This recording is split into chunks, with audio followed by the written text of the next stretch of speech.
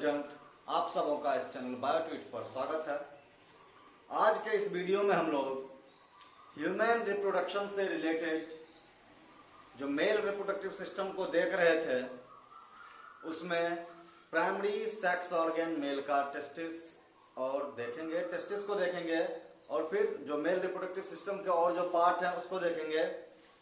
तो वीडियो को पूरा देखें, चैनल को सब्सक्राइब करें, वीडियो को लाइक करें, शेयर करें, कमेंट करें। तो चलिए हम लोग देखते हैं टेस्टिस क्या होता है।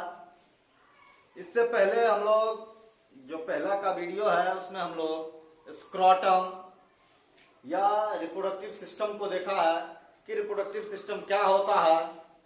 तो आज हम लोग देखेंगे टेस्टिस को। टेस्टिस क्या है कि टेस्टिस मेल का प्राइमरी सेक्स ऑर्गन है। मेल का प्राइमरी सेक्स ऑर्गन है। प्राइमरी सेक्स ऑर्गन का मतलब हो गया ऐसा सेक्स ऑर्गन जो गैमीट का प्रोडक्शन करता है, involve in production of gamete. It means that gamete is form by testis.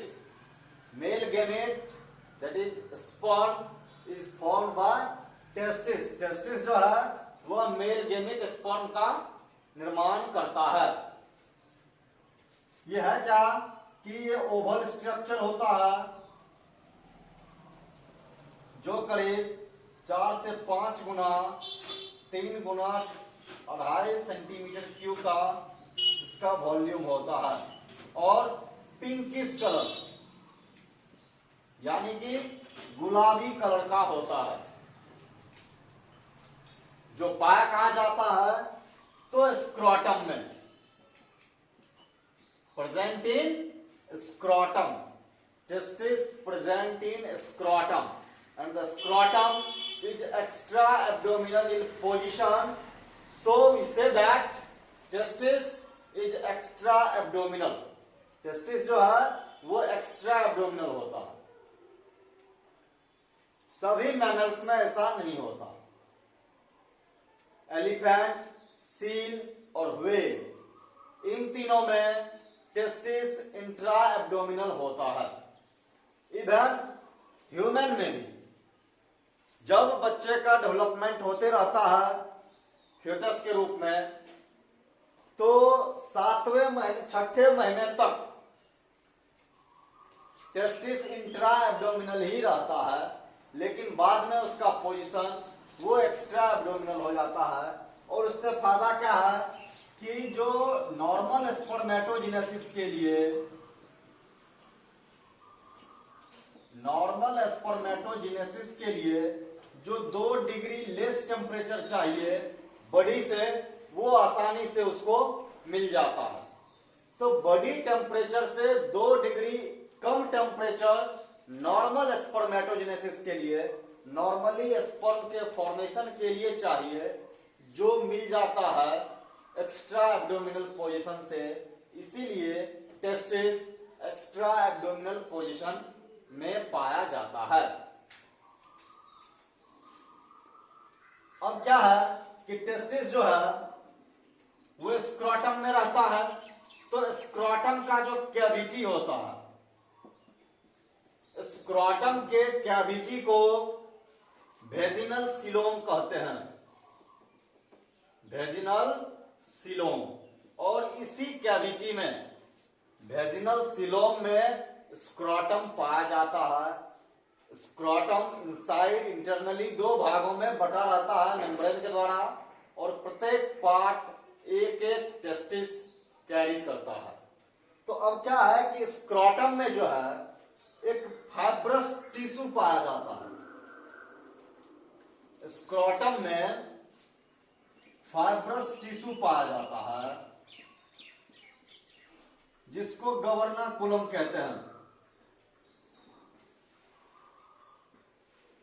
तो गवर्नाकुलम पर यह फाइब्रस टिश्यू है, इसी टिश्यू पर टेस्टिस रेस्ट करता है। यानी कि गवर्नाकुलम एक पैड लाइक स्ट्रक्चर हो गया जिस पर टेस्टिस पाया जाता है।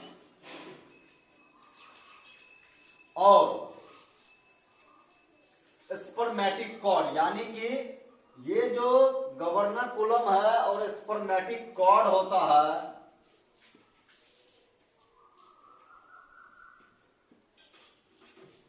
तो ये दोनों स्ट्रक्चर टेस्टिस को स्क्रोटम में पकड़े रखता है। ये दोनों स्ट्रक्चर स्पर्मेटिक कॉर्ड और गवर्नाकुलम जो है ये टेस्टिस को पकड़े रखता है, बांधे रखता है स्क्रोटम के अंदर। अब क्या है कि स्क्रोटम जो है वो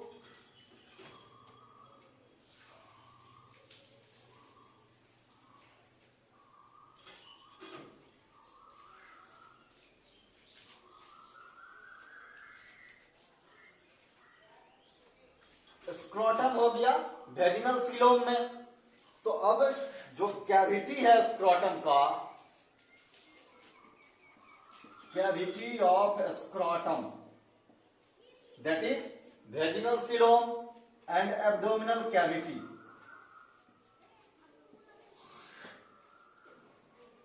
ज्वाइंटेड बाय इंज्यूनल कैनाल, यानी कि इंज्यूनल कैनाल जो है वेजिनल सीलोम और एब्डोमिनल कैविटी को जोड़ता है, उस दोनों को जोड़े रखता है।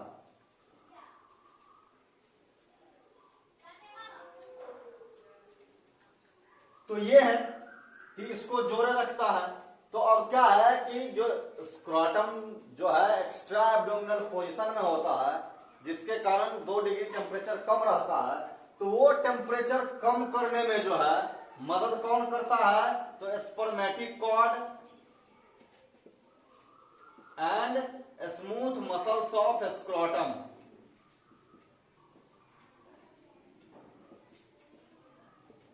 ये दोनों स्ट्रक्चर स्पर्मेटिक कॉर्ड और स्मूथ मसल्स स्क्रोटम के अंदर जो होते हैं, जो इनवॉलंटरी मसल्स होते हैं, वो 2 डिग्री लेस टेम्परेचर बनाए रखने में मदद करता है ताकि नॉर्मल स्पर्मेटोजेनेसिस हो सके। तो ये हो गया टेस्टिस के, जो स्क्रोटम के अंदर टेस्टिस पाया जाता है वो। और क्या है कि टेस्टिस का जो कवरिंग होता है, टेस्टिस का जो इंटरनल स्ट्रक्चर होता है, वो देखेंगे हम कैसा होता है। तो टेस्टिस का जो कवरिंग होता है, कवरिंग ऑफ टेस्टिस, जिसको ओरिजिनल में हम लोग कहते हैं, वो होता है ट्यूनिका अल्बुजिनिया, यानी कि testis is externally covered by tunica albuginea. Testis tunica albuginea के द्वारा कवर्ड होता है। ट्यूनिका अल्बुजिनिया, ट्यूनिका अल्बुजिनिया के द्वारा टेस्टिस कवर्ड होता है, जो अंदर की तरफ बनाता है सेप्टम, सेप्टा का निर्माण करता है।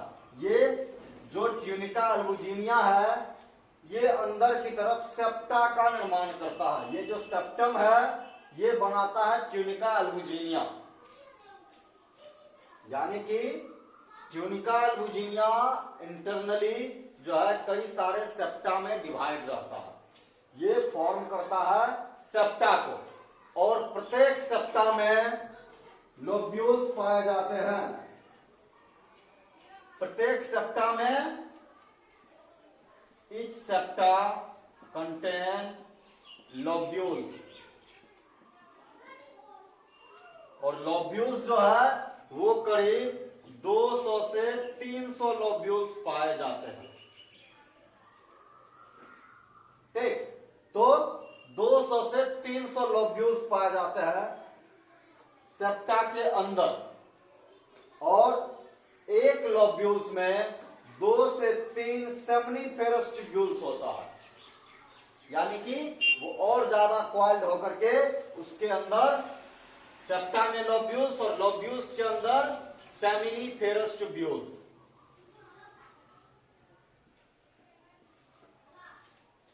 ऐसे देखिए, एक्सटर्नली कवर्ड बाय ट्यूनिका अल्बुजिनिया।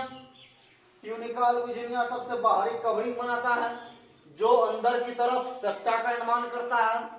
प्रत्येक सेप्टा में लोब्यूल्स पाए जाते हैं और लोब्यूल्स की संख्या 200 से 300 होती है और प्रत्येक लोब्यूल्स में 2 से 3 सेमिनिफेरस ट्यूब्यूल्स पाए जाते हैं।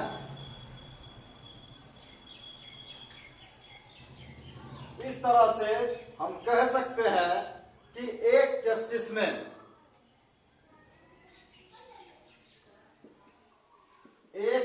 में करीब करीब 900 सेमिनिफेरस ट्यूब्यूल्स होते हैं। एक टेस्टिस में करीब 900 सेमिनिफेरस ट्यूब्यूल्स पाए जाते हैं।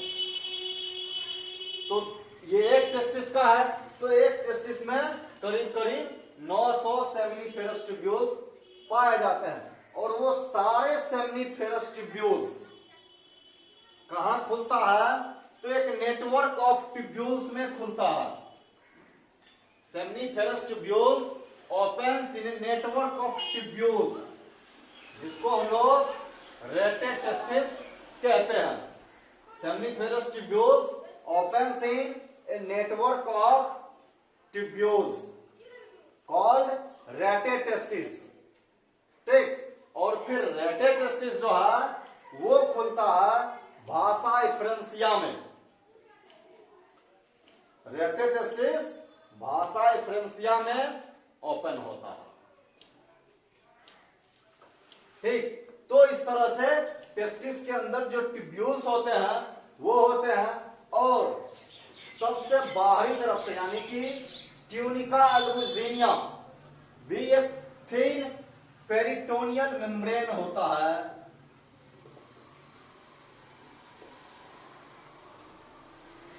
से कवर्ड होता है, जिसको ट्यूनिका वेजिनेलिस कहते हैं। यानी कि ट्यूनिका अल्बुजिनिया के बाहर भी एक मेम्ब्रेन पाया जाता है जिसको ट्यूनिका वेजिनेलिस कहते हैं, लेकिन ओरिजिनल में टेस्टिस का जो कवरिंग होता है वो ट्यूनिका अल्बुजिनिया ही होता है। तो ये टेस्टिस के कवरिंग हो गए और उसके अंदर सेमिनिफेरस ट्यूब्यूल्स हैं। तो ये स्ट्रक्चर है जिसमें ये ट्यूनिका वेजिनेलिस हो गया, ये ट्यूनिका अल्बुजिनिया हो गया, जो अंदर की तरफ सेप्टम का निर्माण करता है और प्रत्येक सेप्टम में कई सारे लोब्यूल्स होते हैं जिसकी संख्या 200 से 300 होती है और प्रत्येक लोब्यूल्स में सेमिनिफेरस ट्यूब्यूल्स होता है। सेमिनिफेरस ट्यूब्यूल्स रेटेड टेस्टिस में खुलता है और फिर रेटेड टेस्टिस मिलकर के भाषा एफ्रेंसिया का निर्माण करता है। ये हो गया। इसके बाद अब हम लोग देखेंगे कि इसके अंदर कौन से सेल्स होते हैं।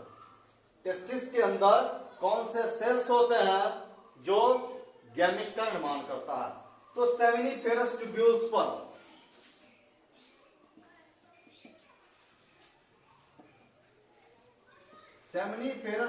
पर line by cuboidal germinal epithelium.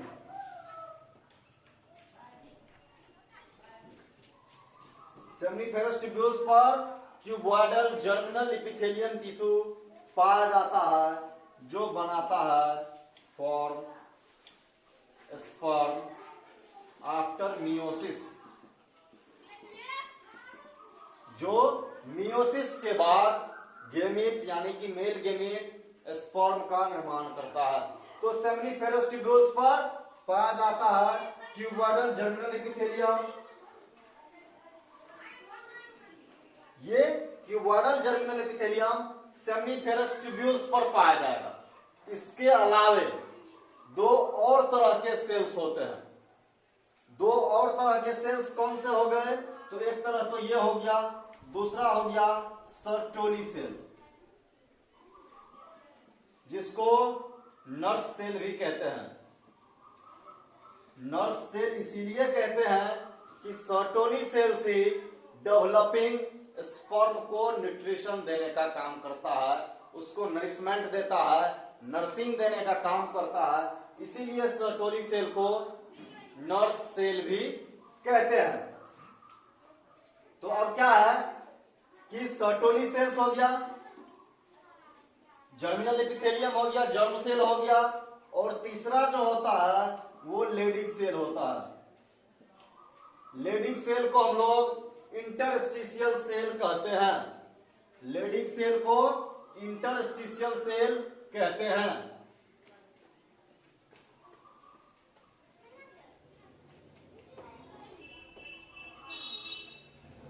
Leydig cell को इंटरस्टिशियल सेल कहते हैं।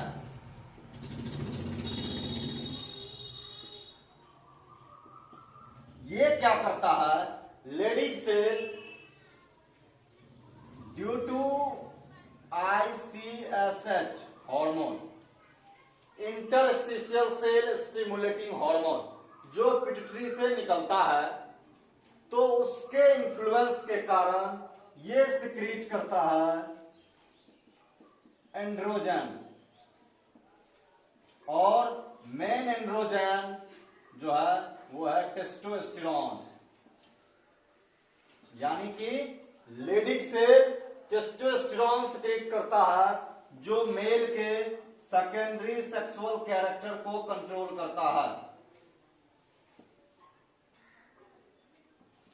तो ये तीन तरह के सेल्स टेस्टिस में पाए जाते हैं।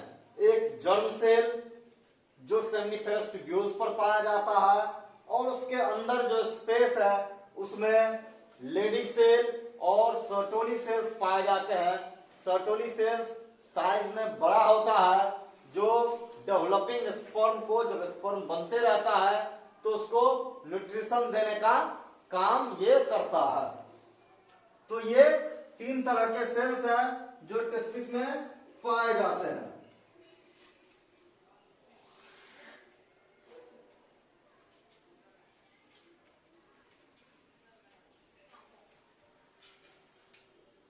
तो ये टेस्टिस का है।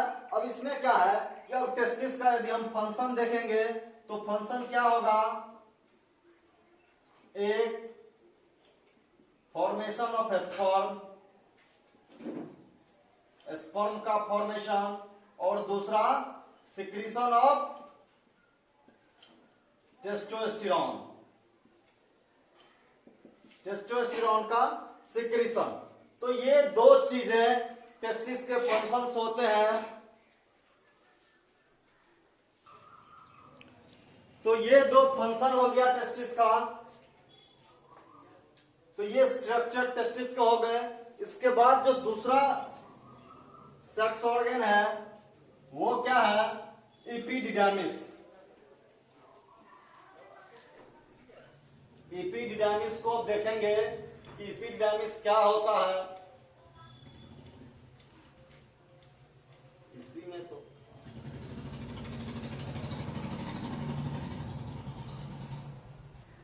तो अब हम लोग एपिडिडामिस को देखेंगे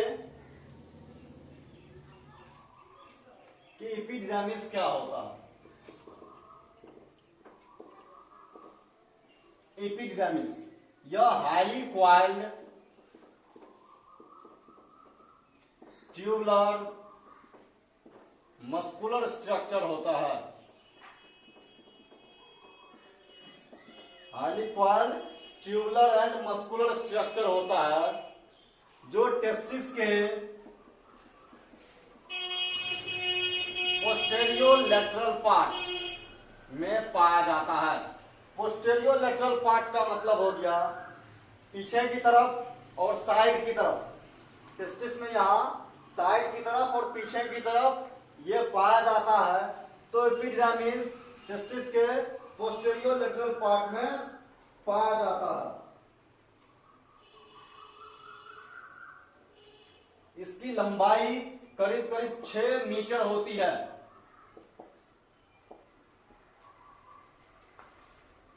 और एपिडिडामिस को 3 भाग में बांटते हैं, 3 पार्ट में बांटते हैं। पहला होता है हेड एपिडिडामिस, दूसरा होता है मिड, और तीसरा होता है टेल एपिडिडामिस, या इसी को कहते हैं कॉपर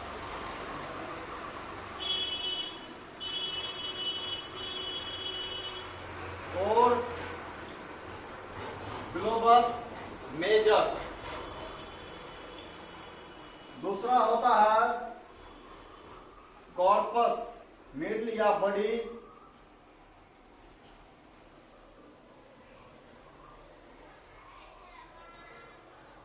कॉर्पस और ग्लोबस नॉर्मल। और तीसरा टेल है, तो टेल को कॉर्डा और ग्लोबस माइनर। ये नाम है पार्ट्स के। जो सबसे ऊपर वाला पार्ट होता है, टेस्टिस के सबसे ऊपर वाला पार्ट होता है, जो सबसे ज्यादा कॉइल्ड होता है, वो हेड एपिडिडामिस होता है, हाईली कॉइल्ड। सबसे पहले वाला भाग हो गया एपिडिडामिस का, जिसको कॉपर एपिडिडामिस या ग्लोबस मेजर कहते हैं। जो बड़ी या मिडल पार्ट है, जिसको कॉर्पस या ग्लोबस नॉर्मल कहते हैं। और टेल एपिडिडामिस, जिसको कॉर्डा या ग्लोबस माइनर एपिडिडामिस कहते हैं। तो ये तीन एपिडिडामिस है। और ये क्या है कि ये पोस्टीरियर पार्ट में होता है, ये मिडिल पार्ट हो गया और ये लोअर पार्ट हो गया। तो टेल पार्ट जो होता है एपिडिडामिस का, वही भास डिफरेंस में जाकर के मिलता है। तो ये पार्ट भास डिफरेंस से जुड़ा होता है।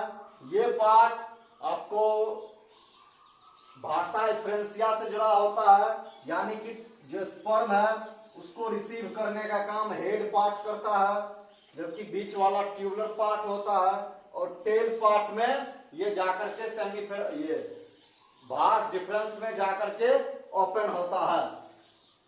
तो इसका काम क्या है वो हम लोग देखेंगे कि एपिडिडामिस क्या करता है। एपिडिडामिस क्या करता है वो हम लोग देखेंगे। Functions of epididymis.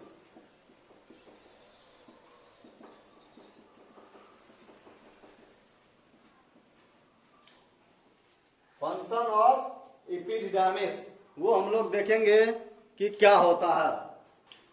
तो एपिडिडामिस क्या क्या करता है। तो सबसे पहला इन्वॉल्विंग स्टोरेज ऑफ स्पर्म। ये स्पर्म का टेम्पररी स्टोरेज होता है, यानी कि एपिडिडामिस में स्पर्म कुछ देर के लिए स्टोर होता है और फिर क्या करता है, वहां मैच्योरेशन होता है। मैच्योरेशन ऑफ स्पर्म, कुछ देर के लिए स्पर्म वहां स्टोर होता है, स्पर्म का मैच्योरेशन होता है, न्यूट्रिशन देता है टू द स्पर्म। तो ये सब काम एपिडिडामिस में होता है। स्टोरेज जो है वो करीब करीब 18 से 24 घंटा के लिए यहां पर स्पर्म स्टोर रहता है। और फिर जब मैच्योर हो जाता है तो वहां से स्पर्म का मूवमेंट शुरू होता है, स्पर्म आगे मूव करता है। तो ये एपिडिडामिस का फंक्शन है। तो ये जो है स्पर्म मैच्योर होता है, मैच्योर होने के बाद आगे ट्रांसफर होता है, यानी कि इसके बाद आगे जो है भास डिफरेंस उसमें स्पर्म जाएगा, फिर जो आगे ट्यूब है वहां से पास करते जाएगा। तो इस तरह से स्पर्म का निर्माण होता है टेस्टिस में। तो किस सेल से होता है स्पर्म का निर्माण, वो है जर्म सेल, यानी कि जो जर्मिनल क्यूबॉइडल एपिथेलियल सेल होता है टेस्टिस में सेमिनिफेरस ट्यूब्यूल्स पर, उससे स्पर्म का निर्माण होता है। वहां से निकल के रेटे टेस्टिस, फिर भाषा डिफरेंशिया, फिर एपिडिडामिस, और वहां मैच्योर होने के बाद फिर भास डिफरेंस में जाता है। Thank you. इसके आगे हम लोग नेक्स्ट वीडियो में देखेंगे। तो वीडियो को लाइक करें, चैनल को सब्सक्राइब करें, वीडियो को शेयर करें।